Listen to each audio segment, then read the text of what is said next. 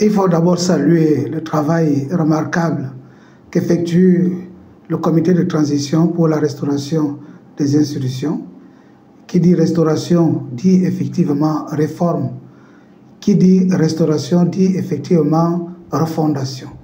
Et c'est pourquoi nous avons salué à juste titre le coup qui a été fait le 30 août dernier par les militaires à la tête, le général Oligui Nguema. Ça veut dire que quand on parle de restauration, il faut revoir un certain nombre de paramètres, il faut revoir un certain nombre de traités et de textes, de chartes, il faut revoir toute la réglementation. C'est ainsi que, avec les assurances que nous a donné le général Oligui, il était question de revisiter l'ensemble des textes qui lient les différents partenariats entre l'État et les privés, l'État aussi, et l'État avec lui-même, et l'État avec les autres partenaires au développement. Le grand problème que nous avons en ce moment même, c'est avec les privés. Pourquoi? Parce qu'on a comme l'impression que lorsque on pense que l'équipe de transition est arrivée, c'est la chasse aux sorcières. Or, ce n'est pas ça. Vous pouvez remarquer qu'il y a des gens qui viennent, qui investissent des millions de dollars dans notre pays. Vous vous souvenez bien que le proverbe chinois dit n'a droit à la parole que celui qui a vu, celui qui a touché du doigt. Olam a fait la particularité, ils ont fait quelque chose qui est très salutaire, c'est de demander à ce que l'ensemble des différents syndicats et autres organisations de la société civile partent toucher du doigt. Pas seulement les installations du groupe Dongkok, G16, pas seulement les différents ports, port cargo et le port minéralier. J'ajoute que les deux ports-là viennent en appui de l'ancien port et que malheureusement, quand on regarde la configuration de l'ancien port, on ne nous a jamais dit qu'effectivement les problèmes liés à la vie chère au Gabon est lié directement au groupe Bolloré. Vous voyez que si nous avons le port cargo, nous avons le port minéralier, nous avons la zone spéciale économique Dongkok, à cela s'ajoutent les grandes plantations de Awala, la petite usine de production de palme, à cela s'ajoute tout ce qu'ils ont pu prendre au niveau d'Agro-Gabon à travers l'huile palmore. Et on va voir, nous sommes allés jusqu'à Mboukou, où il y a une très grande usine de production et une grande plantation, à Moutassou aussi et à Fera. À cela, on peut aussi revoir la production en caoutchouc au niveau de Olam Ruber, au niveau de Batouri, au Kok, à Bitam. Et dans la vision, dans les différentes perspectives qui étaient faites, il était question de transformer déjà localement le caoutchouc de Bitam et créer un port sec au niveau des Boro pour que la plupart des marchandises ne viennent plus directement par Libreville, qu'on puisse les acheminer directement par le port de Kribi et Limbe. Et ça permettait aussi, vous voyez, par exemple, au niveau de l'alimentation en électricité, que nous puissions bénéficier de tout ce qui est du barrage de Manvole au niveau du Cameroun pour alimenter le sud Cameroun, la Guinée équatoriale et le nord Gabon. Donc, en parlant du barrage de Manvole, vous voyez un peu l'impact que cela produit au niveau on appelle ça des zones impactées par tout ce que entreprend Olam, que ce soit Olam Ruber, que ce soit Olam Palm. Je parle aussi des projets liés à l'électrification qui sont tout à fait ostentatoires, qui sont visibles. Je le dis pourquoi? Parce qu'il y a un acharnement qui ne dit pas son nom par rapport à la personne de Gagan Kokupta. Et je le dis, pour un investisseur qui vient, qui dépense autant de millions de dollars pour investir au niveau du Gabon, et lorsque je vois le seul lynchage qui est tout à fait organisé, vraiment ça m'écoeure beaucoup. Et j'ai comme l'impression que les gens n'ont pas compris la vision du général Oligui et de toute l'équipe de transition en ce qui concerne la refondation. Je sais qu'il y a des choses qu'il faut nécessairement revoir, c'est-à-dire que l'équipe de transition doit appeler l'ensemble des parties prenantes, toutes les sociétés privées. Si on parle d'Olam aujourd'hui, imaginez que nous avons connu l'empire Total Elf et personne ne s'est jamais interrogé de ce qui était devenu la provision pour investissement diversifié qui devait permettre le développement de toute la zone de Port-Gentil, Omboué, ainsi de suite. Il y a des milliards qui ont été brassés. Et ces milliards-là sont allés entretenir, enrichir la pauvre Delta Synergie. Et on parle même de paradis fiscaux. Je le dis encore, parce que quand on parle de blanchiment d'argent, lorsqu'on parle de fuite de capitaux, lorsqu'on parle de l'enrichissement illicite, tout ça, ça fait partie des crimes financiers. Mais personne n'a jamais parlé de ce qu'était devenu le PID. Le PID, c'est provision pour investissement diversifié. Si, ça, c'est le cas de Total Elf. Mais nous avons connu d'autres sociétés telles que Eramet, telles que l'ancienne Comif au niveau de Mounana. Vous comprenez un peu l'impact que cela produit au niveau des eaux qui sont, je vais dire, polluées avec la radioactivité de ces eaux-là et qui menacent effectivement la vie, l'état de santé des populations. Personne n'a jamais levé le petit doigt. Je vais parler de Comilog, je vais parler d'Eramet, je vais parler d'autres sociétés encore. Et nous avons actuellement Perenco. Et vous savez que Perenco, c'est une société étrangère qui fait partie des privés. C'est-à-dire, si j'évoque Olam et toutes ces sociétés, c'est pour que, en rentrant dans la vision du président Oligui, c'est pour mettre tout sur la table, pour qu'on revisite les différents contrats. Et la revisitation des différents contrats, ce n'est pas pour annuler tel ou tel contrat. Le Gabon n'a pas d'argent pour rembourser tous ces investissements. Mais on fait comment? C'est la bonne question que le président Oligui voudrait poser aux différents entrepreneurs, aux différents partenaires qui ont investi au niveau du Gabon. On fait comment par rapport au salaire? On fait comment par rapport à la sécurité sociale? On fait comment par rapport à l'environnement? On fait comment? Est-ce que le Gabon gagne quelque chose? En dehors de ça, comprenez que Olam a beaucoup contribué. De regarder un peu au niveau de quelques travaux liés à la transgabonaise. Regardez un peu comment est-ce que l'ancien président de la République, la plupart des événements, ça pouvait être le marathon, je veux parler à Missa, et tout ce qui s'en suivait était financé par Olam. Maintenant, les données ont changé. Il va falloir que le nouveau gouvernement de transition s'assied avec Olam pour revoir l'ensemble de ces différents paramètres, pour revoir l'ensemble de ces différents problèmes et essayer de sortir de là avec quelque chose de constructif. Mais il ne revient pas aux Gabonais de faire fuir les investisseurs étrangers. Une société qui a embauché plus de 30 000 Gabonais. Et imaginez si on met ces 30 000 Gabonais au chômage, je ne sais pas ce que ça va devenir. L'autre chose, c'est qu'il faut éviter que les populations soient instrumentalisées. J'ai deux exemples. Lorsque le président Bongo, père, avait, vers 2003-2004, avait décidé de commencer l'exploitation du fer de Belinga, et on avait confié deux sociétés, il y avait Sinodro et il y avait Comibel. Et quelques temps après, puisque dans les traités de coopération entre la France et le Gabon, c'est-à-dire tout ce qui est du sol et du sous-sol, rien à découvrir ou découvert, c'est presque la propriété de la France. Et c'est comme ça que certains partenaires ont monté certaines associations de la société civile pour condamner Comibel et pour condamner Sinodro.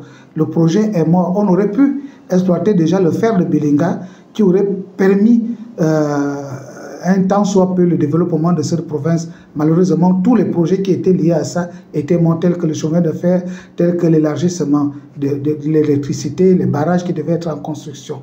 Ça, c'est le premier cas. Nous avons un autre cas où, ça c'était Comibel, il y a d'autres cas où, effectivement, avec tellement de bruit, les projets sont complètement morts. Or, nous ne voulons pas connaître la même situation. Il ne faut pas que nous arrivions à cette même situation parce que plus ils sont léchés, plus ils se retractent, ils peuvent demander, bon, de toute façon, nous retirons nos investissements et ils peuvent aller ailleurs. Donc, c'est pour moi une manière de dire que nous avons beaucoup plus d'attentes au niveau de l'âme aujourd'hui. Certes, il y a des salaires qu'il faut revoir, certes, il y a la politique, il y a l'environnement qu'il faut voir, mais imaginez que là où je vous parle, rien qu'un coq seulement, contribue beaucoup au niveau du PIB. Il y a 60% de bois qui est transformé en 2002 contre 44 en 2020. Là, nous avons 44, c'était en 2020, mais là, actuellement en 2022, il y a 60% de bois qui est transformé. Au niveau de la croissance, en 2014, il y avait 184 milliards. Et en 2022, nous avons 704 milliards. Vous voyez un peu ce que ça donne au niveau de l'économie gabonaise. Au niveau de G16, Gabon Spécial Economic Zone, nous avons 13% de la production nationale de sillage, nous avons 31% de la production industrielle, 40% des exportations en volume, 61% de la production de plaquage, 69% de la production de contreplaqués. En 2022, le Gabon, là où nous sommes actuellement, nous sommes premier producteur de plaquage en Afrique. Premier producteur de plaquage en Afrique. Troisième producteur de sillage en Afrique. Quatrième producteur de contreplaqué en Afrique. Sixième producteur mondial, ça veut dire dans le top 10. Parmi les 10 grands producteurs mondial en matière de plaquage. La contribution globale de la filière bois dans le PIB gabonais est passée de 1,6 en 2010 à 3,9 en 2022 avec une valeur de 489 milliards de francs CFA en 2022. Les réformes au modèle économique et ainsi de suite. Donc, en fait, ce sont des réussites, comme je le disais, des success stories.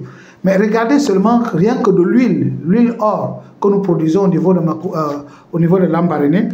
Cette raffinerie gabonaise de l'or est la première raffinerie d'or de la régénération CEMAC. Ça veut dire que nous avons même dépassé le Cameroun. Nous dépassons d'autres pays. Ben, on ne peut pas tuer la poule aux œufs d'or. C'est pourquoi j'exhorte les Gabonais à beaucoup plus de respect, à encourager les investisseurs à venir chez nous. Il y a eu une situation qui venait de se passer tout dernièrement, c'était à la présidence de la République, où les gens ont piraté la page internet de la présidence de la République en donnant un faux communiqué. Regardez comment les populations se sont ruées vers la présidence pour demander du travail, pour solliciter du travail. Ça veut dire quoi? Ça veut dire qu'il y a un besoin réel et le Premier ministre Raymond Dossima l'a exprimé. Bon, pour ce besoin, pour résoudre ce problème de chômage qui est tellement galopant parce que nous sommes aujourd'hui à 30%, qu'est-ce qu'il faut? Il faut d'abord rassurer les partenaires. Il faut faire appel à d'autres partenaires pour qu'ils puissent s'investir et qu'ils puissent occuper ces Gabonais-là. C'est-à-dire que ces Gabonais puissent trouver de l'emploi, nourrir leur famille et entrevoir des espaces de développement. Donc je termine pour demander aux Gabonais beaucoup plus de patience, pour demander aux Gabonais d'éviter des situations qui peuvent frustrer un certain nombre de partenaires. Et on dit que celui qui n'a pas touché du doigt n'aura pas droit à la parole. Mais si vous arrivez à toucher du doigt, à regarder le volume des investissements du groupe OLAM, G16 et ARES et ainsi de suite, vous allez comprendre ce que, disons, la valeur ajoutée, ce qu'ils apportent vraiment à l'économie gabonaise. Donc c'est juste pour dire que ne faisons pas fuir les partenaires et s'il faut que nous en parlions, faisons confiance à l'équipe de transition qui est là pour regarder tous les dossiers, qui doit renégocier l'ensemble des différents partenariats qui lient l'État gabonais, parce qu'il faut voir tous les tests qui minent la souveraineté nationale. Il faut regarder tous les tests qui aliènent notre souveraineté. S'il arrive que la plupart de ces sociétés-là qui se sont installées au Gabon aliènent notre souveraineté, autrement dit, l'équipe de transition, le comité de transition aura quelque chose à dire et à faire. Et je crois que c'est ce qui est fait en ce moment-là. Ne regardons pas seulement là, mais regardons par exemple Atidja Warifa, UGB, qui est complètement dans les mains des Marocains. Ben, beaucoup de clients se plaignent, mais personne n'a jamais levé le petit doigt pour dénoncer ce qui se fait dans Atidja Warifa. Je prends encore l'exemple de Liberty Move, qui est aussi dans les mains des Marocains, et avec des tarifs qui montent, qui descendent, et presque en désordre, personne n'a jamais levé le petit doigt. J'ai parlé de provisions pour investissement diversifié, mais que disons-nous de Perenco? Que disons-nous de Ramet? Que disons-nous de Comilog? C'est pourquoi il est temps aujourd'hui, surtout des sociétés qui dépendent beaucoup plus de la France et d'autres partenaires. Mais il ne faudrait pas que nous soyons instrumentalisés par les forces étrangères pour provoquer des soulèvements et stigmatiser, fustiger, montrer du doigt le groupe de Malaisie, le groupe des Indiens, oubliant que là où nous sommes tombés là, les plus grands responsables, c'est d'abord les sociétés françaises qui nous ont privés de tout ce que nous possédons et de tout ce que nous avons. Si vous avez à peu près plus de 30 000 salariés, et l'État gabonais, je crois qu'ils doivent avoir soit 35 ou 40 000. Donc juste un gap de 10 000. Bon, comment est-ce qu'on peut dire que le groupe G16, Olam et Arise ne fait rien? Vous comprenez? Et en matière économique, je peux le dire, en très peu de temps, ce groupe de Malaisiens et des Indiens font ce que la France, qui est notre partenaire habituel, n'a jamais accompli dans ce pays, n'a jamais fait dans ce pays. Il faut qu'on se le dise, il faut qu'on soit concret, il faut qu'on soit réel. Hein, il faut qu'on ait les pieds sur terre. Bon, ça, si je le dis, je dois aussi dire que si ce groupe est dans le top 10, c'est à nous de promouvoir ces sociétés qui sont installées au niveau du Gabon. Parce que ça fait partie de l'image du pays. Ça fait partie du miroir du pays. Donc, on ne peut pas laisser quelqu'un qui vient nous aider et parce que on colle ça aussi. Parce que quand on a fait l'évaluation, on colle toujours l'image de Olam, Arise et autres à l'image d'Ali Bongo. Si on n'aime pas Ali Bongo n'est plus là. Mais maintenant, la société est restée, ça devient notre patrimoine national. Donc, faisons confiance à l'équipe de transition qui doit fouiller de fond en comble tous les différents textes toilettés pour qu'on puisse s'asseoir sur une même table et qu'on discute égal à égal. C'est-à-dire, qu'est-ce que le Gabon gagne et qu'est-ce qu'eux gagnent. C'est ce qui est demandé pour toutes les sociétés. Le groupe Olam, G16, Arise se place en deuxième position après l'État pour ce qui concerne l'emploi. Or, aujourd'hui, nous sommes dans une situation de crise où il y a des jeunes, nous avons une flambée, c'est-à-dire 30% des jeunes sont au chômage. Je vous ai pris l'exemple, rien que l'exemple d'un fake qui est tombé dans les réseaux sociaux, ainsi de suite, essayer de regarder comment est-ce que toute la façade, l'entrée du palais de la présidence avait été inondée par les populations en quête d'emploi. Donc, comment est-ce qu'aujourd'hui, quelqu'un va me dire que non, on ne veut pas ces Malaisiens, on ne veut pas ces Indiens? Il y a eu ce qu'on appelle knowledge sharing, c'est-à-dire un partage d'expérience. Vous voyez que la Malaisie, lorsqu'on prenait l'indépendance en 1960, la Malaisie aussi était au même niveau. Mais regardez le développement fulgurant de la Malaisie et faites la comparaison avec le Gabon. Et il y a eu des jeunes qui sont partis en immersion en Inde et en Malaisie pour voir qu'est-ce qui a changé rien qu'à travers une société qu'on appelle Felda. Ce sont ces expériences-là que nous devons reproduire au niveau du Gabon si nous voulons le développement. C'est juste ça. Donc, c'est pour demander beaucoup plus de retenue et de laisser que le comité de transition fasse véritablement son travail sans pression et tout en respectant les différents partenaires. Voilà un peu à chaud ma réaction par rapport à ce qui se fait actuellement. Faisons confiance à l'équipe de transition. Je vous remercie.